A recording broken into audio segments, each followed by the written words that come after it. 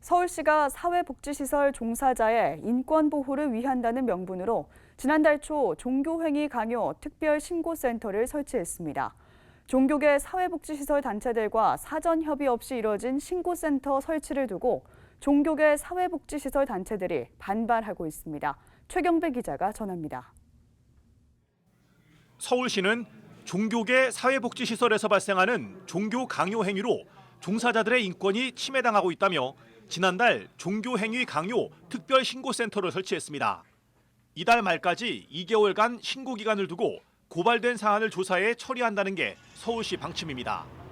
이 같은 서울시 방침에 대해 종교계는 종교계가 운영하는 사회복지시설 전체를 인권 침해 집단으로 매도하는 것이라며 반발하고 있습니다.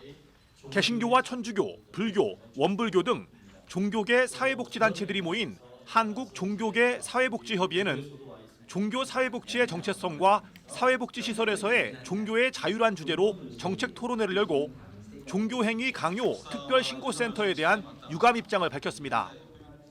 종교계 사회복지 전문가들은 종교계가 우리나라 사회복지 발전에 크게 기여해왔다는 점을 강조하면서 종교계가 사회복지기구를 운영하는 것은 사랑을 실천하는 종교 고유 활동에 속한다고 강조했습니다.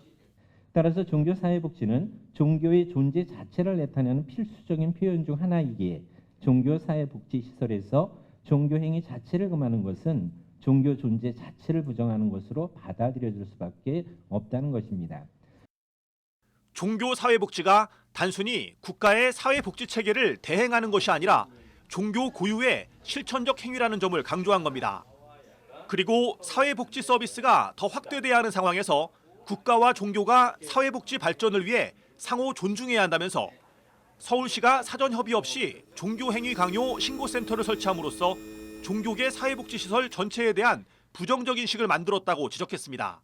직장 내 괴롭힘 방지법이라든지 또 문광부 내에는 종교 편향에 대한 조정하는 조정위원회 같은 데가 있거든요. 충분히 그런 걸 가지고도 얼마든지 우리가 지금 문제가 되고 있는 종교행위 강요라든지 이런 거를 할 수 있는데도 불구하고 이렇게 시설 종교행위 강요 신고센터라는 그런 이름을 두어서 굉장히 우리가 불편하게 하는데 그 이유가 뭔지 굉장히 궁금했습니다.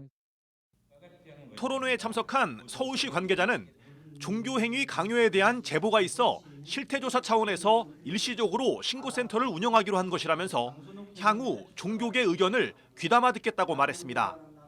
제보가 있었습니다. 예, 종교 복지시설에서 종교 강요에 의해서 고통받는 분들이 다수 있다라는 제보가 있기 때문에 저희들은 조사를 할 수밖에 없고 실태조사 차원에서 한시적으로 이 센터를 운영하는 겁니다.